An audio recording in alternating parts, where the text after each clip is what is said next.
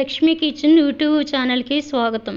ఈ వీడియోలో టమాటా రసం ఎలా చేయాలో చూపిస్తున్నాను. ఒక అరకిలో టమాటాలు ఉంటాయండి. కొద్దిగా ఉప్పు వేసుకొని ఒక 2 సార్లు కడుక్కొని వేరే గిన్నెలో వేసుకోవాలి.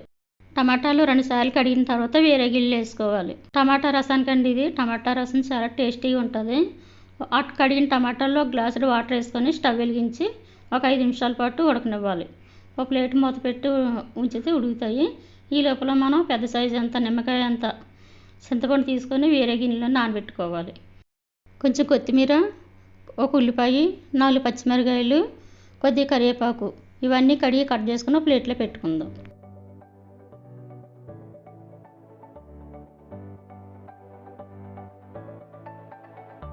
మనం నానబెట్టిన చింతపండుని రసం తీసుకొని వేరే గిన్నెలో వేసుకుందాం.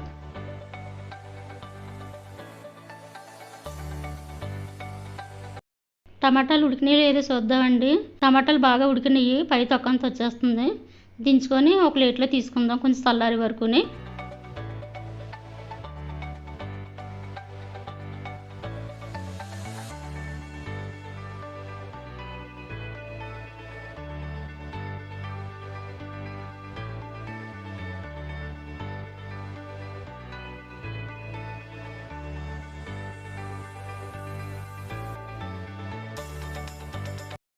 టమాటాలు బాగా చల్లారినాయండి. పై పొట్టంతా తీసుకొని మిక్సీలో వేసుకోవాలి.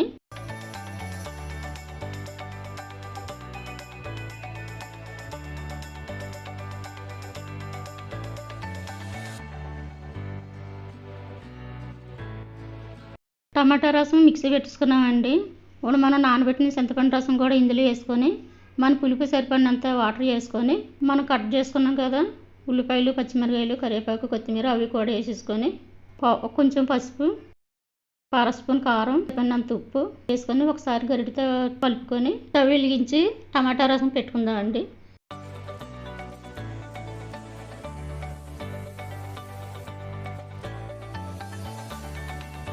పక్కనున్న స్టవ్ వెలిగించుకొని చిన్న కళాయి పెట్టుకుందామండి.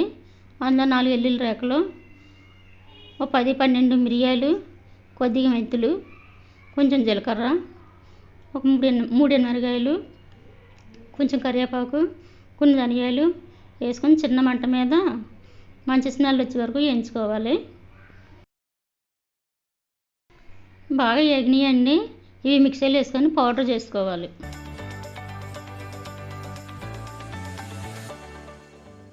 ఈ మరుగుతుంది కదండి టమాటా రసం. ఈ టమాటా రసంలో మనం మిక్సీ పట్టుకున్న పౌడర్ కూడా అందులో వేసుకోవాలన్నమాట.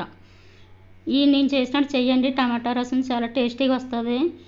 ఎప్పుడన్నా ఒంట్లో బాగోపోయినా మా ఇంట్లో ఎప్పుడన్నా ఏమైనా ఫ్రైలు చేసుకున్నా కానీ రసం పెట్టుకుంటే చాలా టేస్టీగా ఉంటుంది.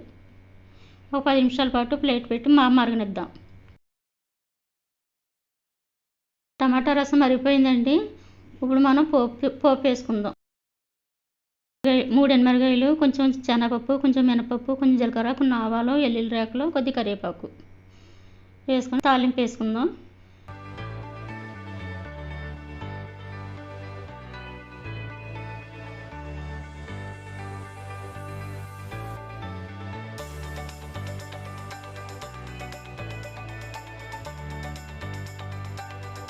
వేగినాయి అంటే కొంచెం ఎగ్గు వేసుకొని